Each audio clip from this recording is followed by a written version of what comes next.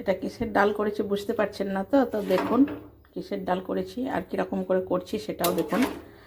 এটা নিরামিষের মধ্যে খুব সুন্দর হয়। তো আমি দেখাচ্ছি, দেখুন কীরকম করে করব। আমি দেখুন আজকে মুগের ডাল দেখাচ্ছি। তো ডালটা দেখুন এরকম করে ভেজে নিতে হবে একটু লাল লালভাবে। আমি দেখুন মুগ ডালটা একদম সিদ্ধ করে নিয়েছি ভেজে পরে। আর এটা 5 ফোড়ন দিয়েছি, শুকনো লঙ্কা, তেজপাতা, আদা গ্রেট করে দিয়েছি। এটা ভেজে পরে সামান্য একটু দেবো হিং, হলুদ। আমি হিং, হলুদ আর মটরশুঁটিটা দিয়েছি। এটা একটু ভালো করে ভেজে দেবো। এরপরে একটু লবণ দেবো। মটরটা ভাজার পরে দিয়ে দিলাম টমেটোটাও একদম গলিয়ে নেবো। এরকম একবার ডাল, মুগের ডাল তো অনেক রকম খেয়েছেন, এরকম করে একবার খেয়ে দেখবেন কত সুন্দর হয় ডালটা।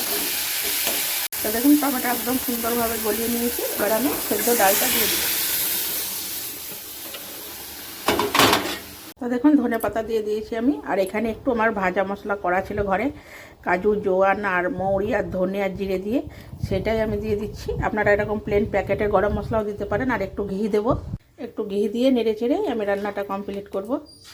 তো ঘি দিয়ে দেখুন নেড়ে চেড়ে এই ডাল আর আলু ভাজা দিয়ে আপনার ভাত চলে যাবে। তার সঙ্গে আলু পোস্ত থাকলে ভালোই হয়, কিন্তু না হলেও আলু ভাজা দিয়েও, পাঁপড় ভাজা, যে কোনো ভাজা দিয়েই ভাতটা চলে যাবে। খুব সুন্দর লাগে ডালটা নিরামিষের মধ্যেই। একবার করে খেয়ে দেখবেন, খুব সুন্দর হয়।